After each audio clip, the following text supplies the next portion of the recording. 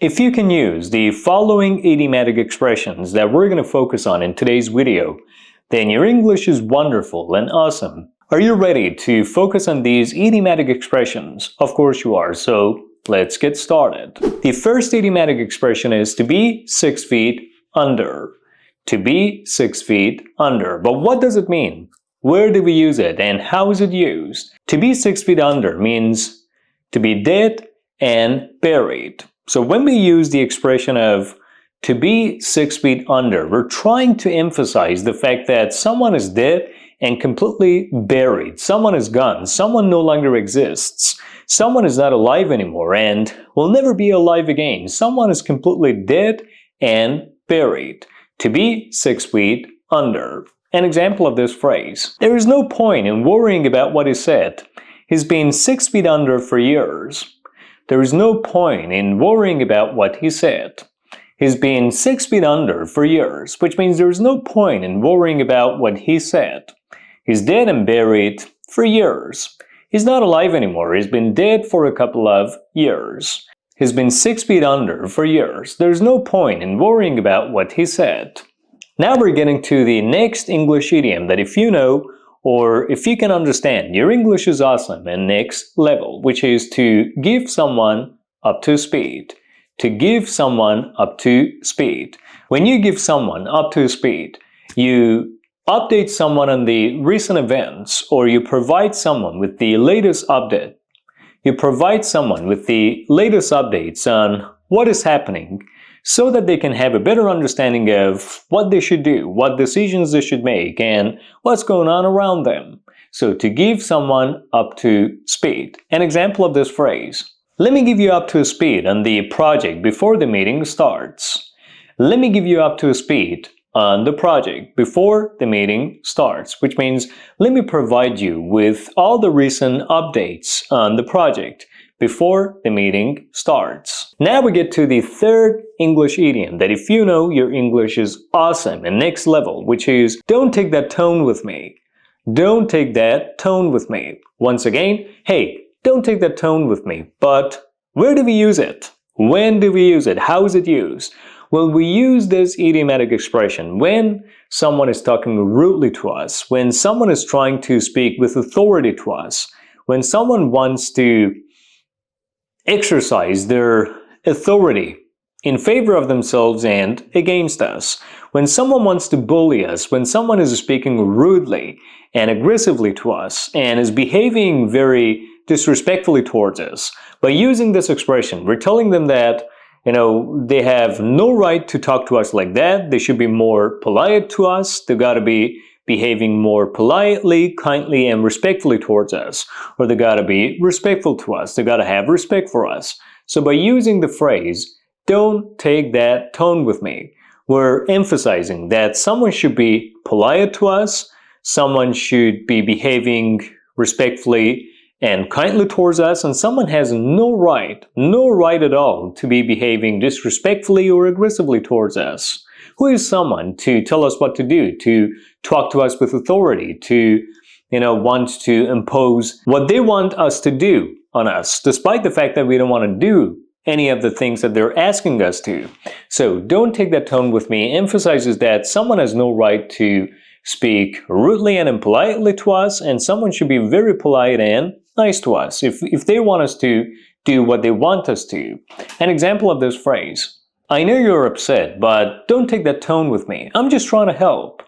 I know you're upset, but don't take that tone with me. I know you're upset, but don't take that tone with me. I'm just trying to help. Which means, I know you're sad, you're upset, you're frustrated and disappointed, but you have no right to talk aggressively, rudely, and disrespectfully to me. You have no right to behave inappropriately, disrespectfully, and unkindly towards me. You have no right to do so. If you want to assert your authority by doing so, you have another thing coming. If you think you can assert your authority by doing so, you have another thing coming. If you think you can make me do things by behaving like that towards me, well, I think you better think twice. You're completely on the wrong track. So don't take that tone with me, which means make sure that you're talking politely, kindly, and courteously to me. Make sure you're talking respectfully to me. You can't make me do things. You can't make me do what you want me to by talking rudely, aggressively, and disrespectfully with me. Or by speaking, to me with authority in a way that you're better than me, you're superior to me. You have no right to do so. So don't take that tone with me. Now let's move to the next English idiom that you gotta know to be able to speak English at a much more advanced level, which is someone's bread and butter. Someone's bread and butter. But what does this phrase mean? What does it refer to? What is it trying to say? Someone's bread and butter refers to someone's source of income, someone's way of making money, someone's business, someone's job, the way someone makes money, or someone's source of income and money. An example of this phrase: the business of painting is his bread and butter, but he teaches yoga on the side. The business of painting is his bread and butter, but he teaches yoga on the side, which means his main source of income is painting houses, the business of painting, but he has the side hustle or the side income of teaching people yoga, or he makes some side money, some additional money by teaching yoga, which means his main source of income, his main business is painting houses and properties. He's a painter. His main source of income is by painting houses and properties. He gets paid primarily and mainly by painting houses. He has a business of painting. But in addition to painting, he makes money by teaching yoga. He has the side income of making money out of teaching people yoga, or running yoga classes, holding yoga classes. Now we get to the fifth English phrase of today's video that only those whose English is awesome and next level know, which is to go around in circles. To go around in circles. But what does this phrase mean? What does it mean when we say something goes around in circles? To go around in circles means to happen repeatedly, or to happen on a regular or repeated basis, often without making progress or reaching any important decision, or without achieving any significant result. So to go around in circles means to keep happening or to happen repeatedly, usually in a boring and fruitless way, usually in a way that no progress is made, no significant result is achieved, or no decision is made. An example of this phrase: we've been going around in circles. We need to make a decision already. We've been going around in circles. We need to make a decision already, which means we've been discussing things, talking about things repeatedly, but we haven't made any progress. We haven't achieved any significant result or been able to reach any decisions. The sixth phrase of today's video that those whose English is awesome or next level know how to use, or know what it means, which is I can work someone out. I can work someone out. When you say that you can't work someone out, it means you can't understand someone's behavior. You cannot make heads or tails of someone's behavior. You're not able to understand someone's behavior.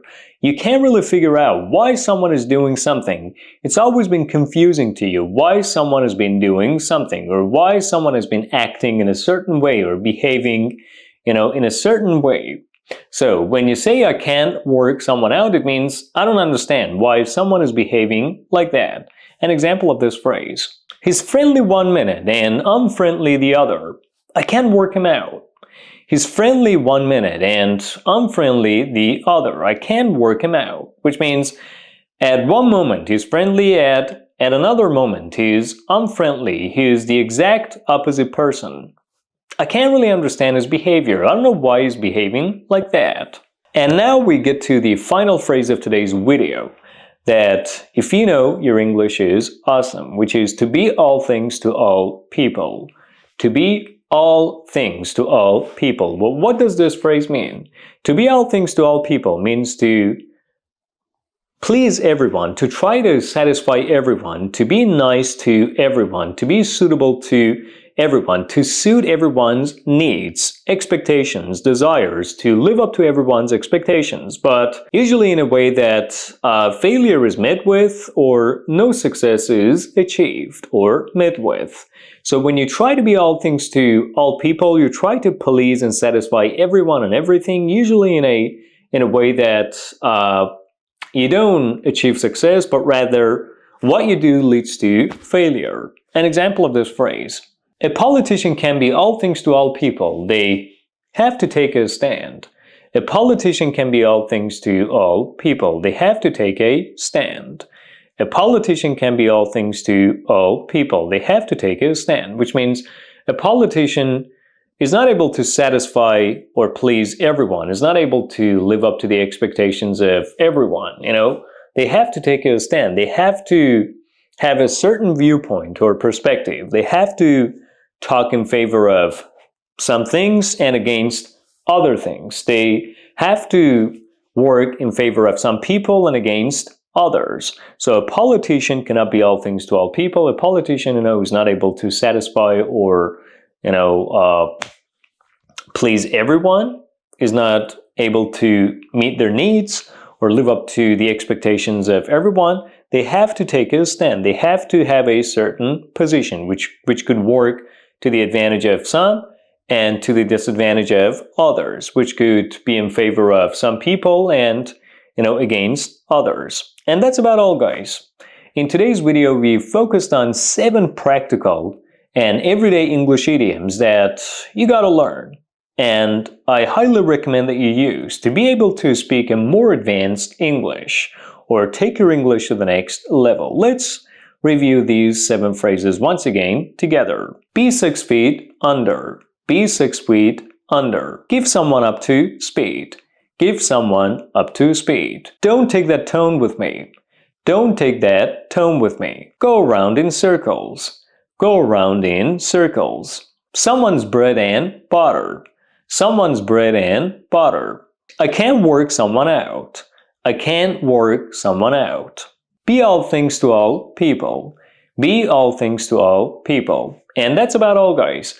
Thank you for watching today's video. Make sure you support me, support your English teacher by liking this video, and thank you for doing so. Subscribe if you haven't done so already. I'll be back soon with another video.